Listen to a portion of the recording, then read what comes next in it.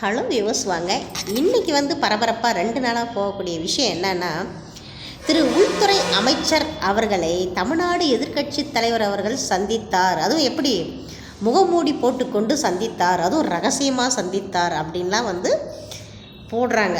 News அந்த மாதிரி தான் போயிட்டுருக்கு. ஸோ ஒரு எதிர்க்கட்சி தலைவராக இருக்கிறவர் இந்தியாவுடைய உள்துறை அமைச்சரை அலுவல் ரீதியாகவோ இல்லை தமிழ்நாடு நலன் சார்ந்தோ சந்திக்கிறதுல தப்பு இல்லையே அப்படின்னு நான் சொல்ல, ஊருக்குள்ளே பேசிக்கிறாங்க. சில ஊப்பிக்கள்லாம் இருப்பாங்க இல்லையா, உடன்பிறப்புக்கள்லாம், அவங்களாம் என்ன சொல்கிறாங்க, எப்படி ஒரு தமிழ்நாட்டை ஆண்ட கட்சி எதிர்கட்சியாக இருக்கக்கூடிய ஒரு தலைவர் அவர் எப்படி போயிட்டு முகமூடி போட்டுக்கின்னு போயிட்டு சந்திக்கலாம் அப்படின்றாங்க. ஒருத்தரோட ப்ரைவசி அது. பொதுவாகவே நான் எந்த கட்சிக்கு ஆதரவாகவோ இதுவாகவோ இது சொல்லலை. ஒருத்தரோட கட்சி ஒரு தலைவரை சந்திக்கிறதுன்றது அவங்க கட்சி கொள்கையாக கூட இருக்கலாம்.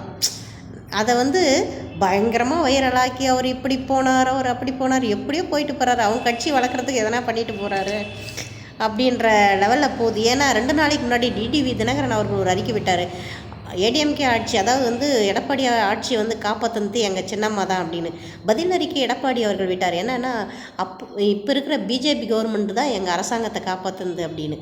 அதுக்காக நன்றி உணர்வுக்காகத்தான் போய் பார்த்தார், அப்படி இப்படின்லாம் பேசிகிட்டு இருக்கான். இப்போ அந்த மாதிரி நியூஸாக போயிட்டுருக்கு. பிடிச்சிருந்தால் லைக் பண்ணுங்கள், சப்போர்ட் பண்ணுங்கள் மக்களே. நம்ம யாருக்கும் ஆதரவும் இல்லை, எதிர்ப்பும் இல்லை. நம்ம இருக்கிற நியூஸை அப்படியே எடுத்து போடுறோம், அப்படியே நியூஸை சொல்கிறோம். அவ்வளோதான் நம்மளோட வேலையே. அடுத்தது ஊப்பிகள்